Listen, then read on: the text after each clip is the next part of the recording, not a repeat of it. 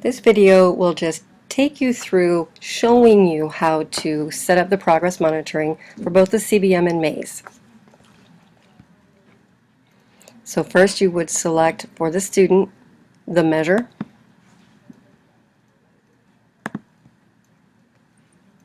We're going to start with the maze, so here under reading we're going to select maze and save. Next you're going to enter the schedule for how frequently you'll progress monitor. This is our rule of thumb. We're just going to do it for quarter one. By clicking this calendar icon, the calendar pops up.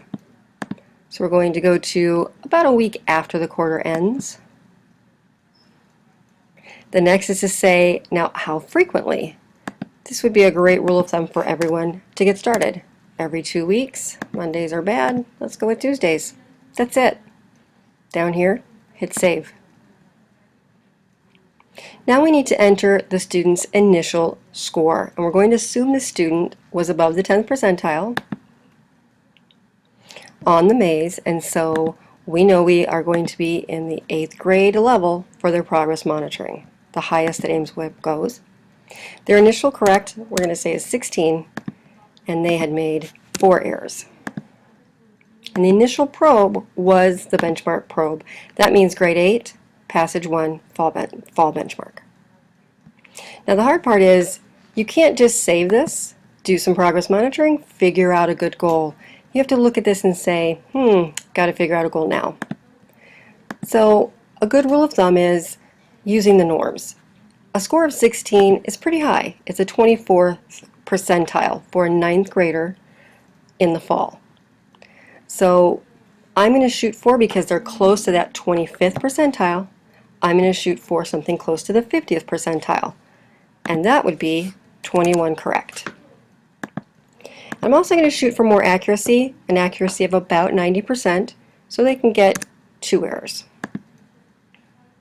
Now I'm going to save this. And you now have this student set up for their first progress monitoring all the way across. Now let's do the CBM. This is a little bit more involved.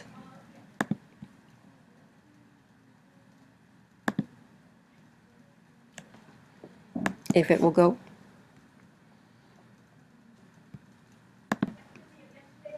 So we'll come down to reading and pick the CBM and save. And this, you would just enter pretend student again to do the CBM for them. Enter their schedule. We're going to do this the same, calendar icon. End of first quarter, about a week after. Same every 2 weeks. And save. Now to enter their baseline score, if they were above the 10th percentile, we're going to do this exactly the same. That means that all their progress monitoring will be done using the 8th grade passages. So you would put in grade 8 here. You would put in how many correct words per minute they initially read.